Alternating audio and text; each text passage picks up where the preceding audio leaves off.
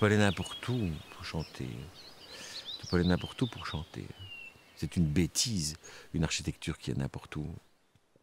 Elle est toujours quelque part. On marche, on renifle, on dort, on pique-nique, on pleure, on s'étonne, on regarde, on écoute, on sent d'abord, bien sûr. C'est d'abord une affaire de perception, bien sûr, oui. Oui. Ça vous semble étrange. D'abord une affaire de perception, oui. Bon, il avait dit, moi, j'ai 4 enfants, voilà, on a besoin d'une maison, il faut qu'on construise une maison. Toi, tu es artiste, moi, je suis scientifique, je te fais carte blanche, mais je me pose une première question. On a toujours entendu ça dans la famille, c'est devenu une légende que mes parents après racontaient. Bon, maintenant, est-ce que je m'en souviens vraiment de quand j'étais gosse? Ou est-ce que c'est parce que je l'ai entendu 50 000 fois par ma mère quand il venait des visiteurs, puisque chaque année, on avait au moins 2-3 fois par an des visites de classes d'étudiants, d'architectes un peu de partout, quoi. Pas seulement de Liège, au niveau international aussi. Ma mère adorait ça et voilà, elle racontait beaucoup d'histoires, donc on entendait ces histoires-là. Ils ont tout remis en question. Pendant tout le processus, depuis la conception jusqu'à la fin de la construction, ils se sont tout au long des conversations posé toujours la question à propos de toutes les fonctionnalités d'une maison et pour discerner ce qui est vraiment indispensable, la fonction première, de ce qui relève plutôt des traditions et qu'on fait comme ça parce qu'on a toujours fait comme ça. Et donc, c'est la première question que mon père a posée à mon oncle aussi, auquel ils ont réfléchi ensemble. Qu'est-ce qu'une maison? À quoi ça sert? Bon, ben, une maison, ça sert à avoir un toit et t'abriter de la pluie, du soleil, de la chaleur. Et il était là au-dessus de la cheminée. Il y avait donc quelques fers à béton qui partaient. Et puis, les étudiants devaient attacher les grands fers qui allaient faire toute la voûte qui est derrière vous, là. Voilà. Et donc, aussi bien l'ingénieur que mon oncle leur disait, il faut que la voûte, pour que ce soit solide, il faut que les fers à béton prennent vraiment leur position naturelle comme une toile de tente. Ah, d'abord, moi, j'étais abasourdi. Hein. La première bouche bée, quoi. Tu vois, donc je me disais, comment est-ce que tu l'as ressenti? Il m'a fallu longtemps pour comprendre.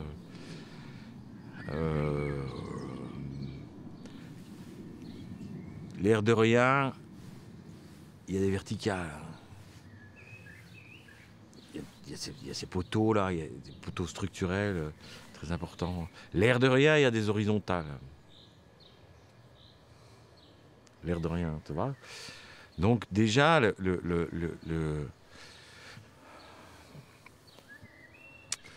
côté plastique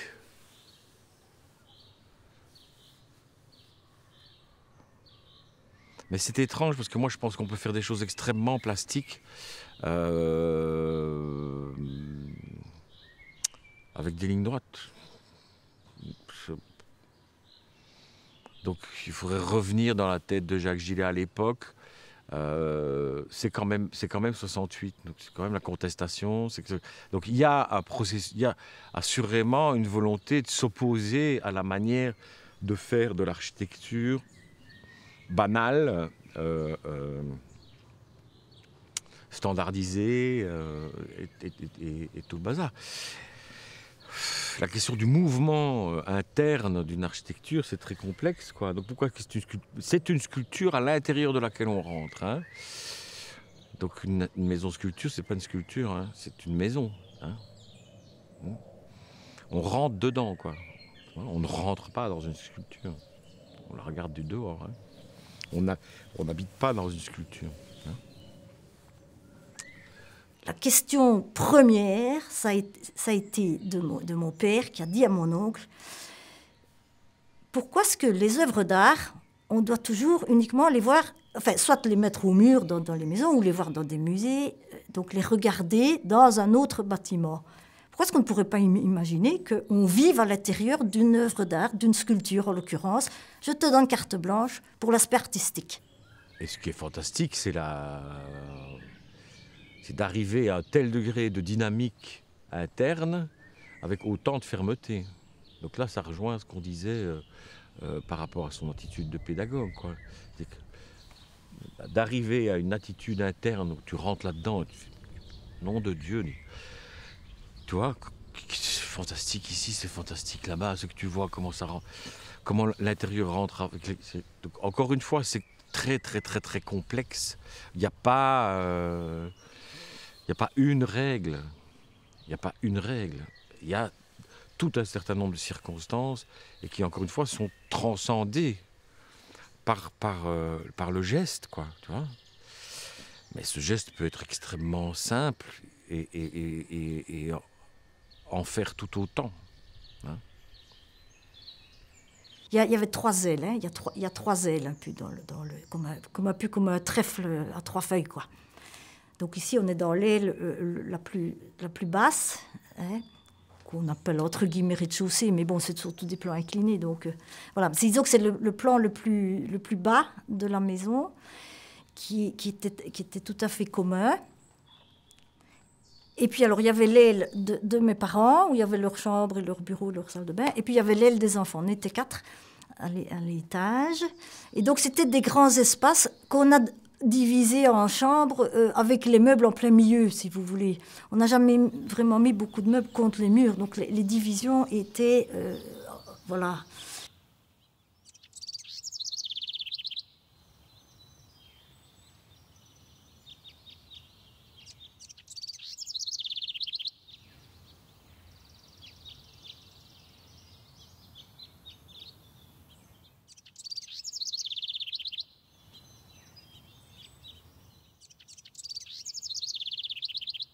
C'est une pratique artistique qui s'applique dans un lieu, une orientation, une pente, un cosmos, des gens, une situation sociale, une situation économique, une situation politique, des normes culturelles, des systèmes techniques, une géologie, un terrain, une pente, un cosmos, un climat, des orientations, des systèmes sociaux, des problèmes d'argent, des problèmes politiques, des questions du sens, des problèmes de matériaux. Il y a tout de suite une quantité gigantesque de matériaux qui interviennent dans la création architecturale.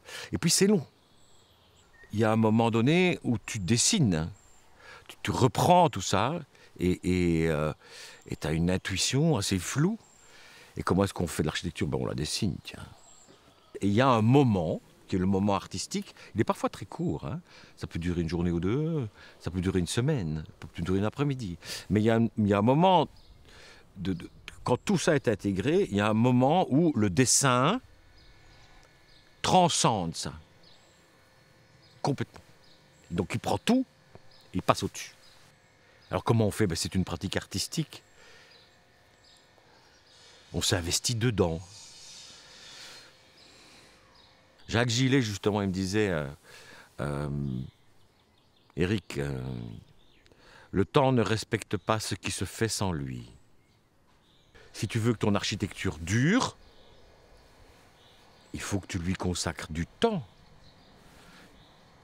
Il faut que tu lui consacres du temps. Tu ne fais pas ça comme ça. C'est pas vrai.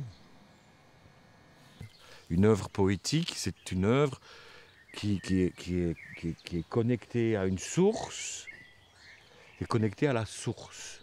Hein. Et cette source, elle jaillit en permanence. Ouais. Donc c'est quelque chose dont on ne se lasse pas, qui ne s'épuise pas. Sa pratique, la vie quotidienne n'épuise pas le sens.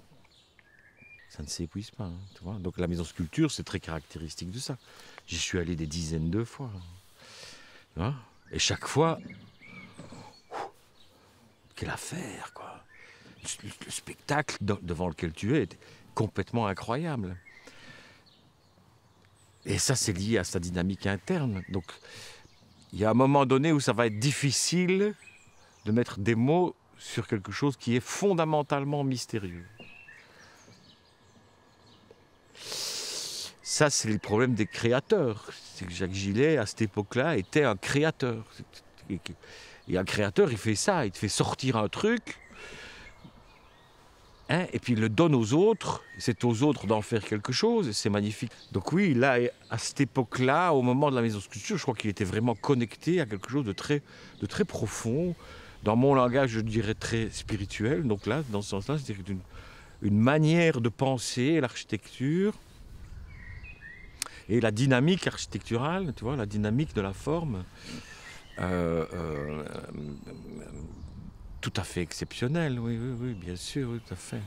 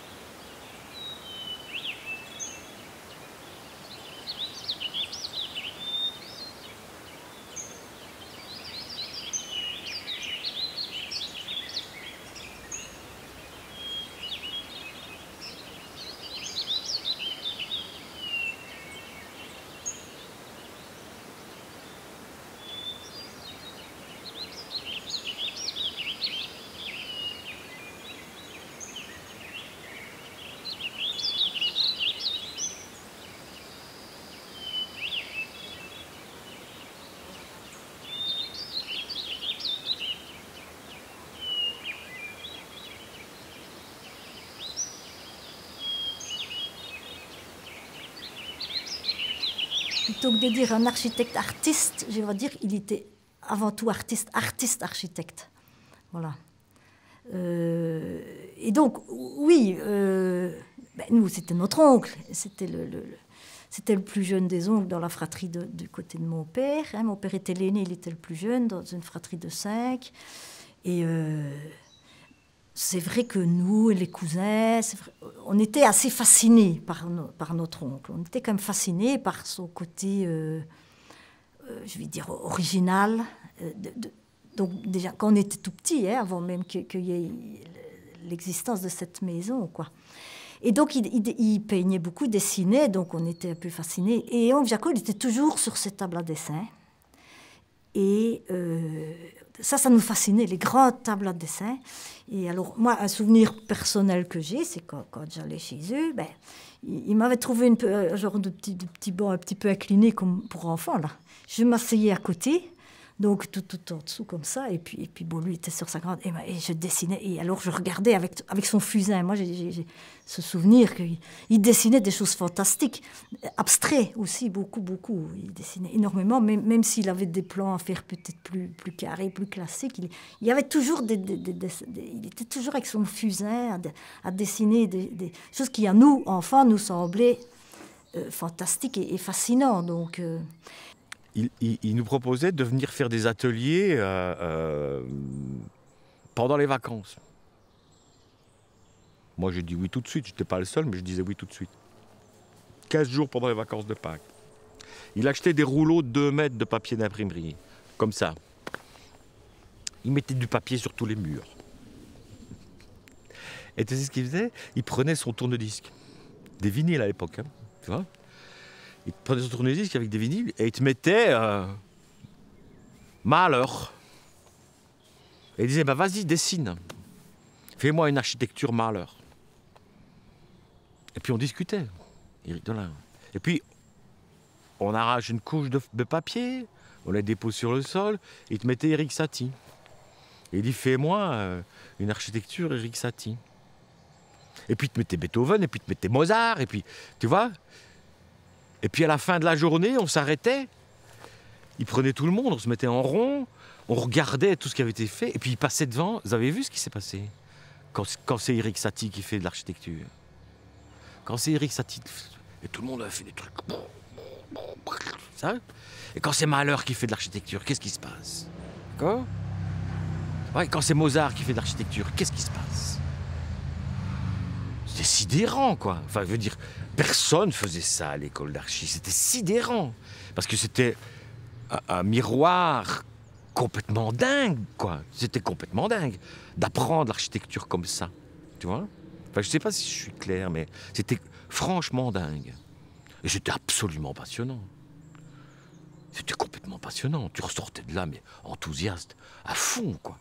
À fond, quoi. Tu commençais à regarder l'architecture pour du vrai et à comprendre et à avoir des émotions avec l'espace aussi, tu vois.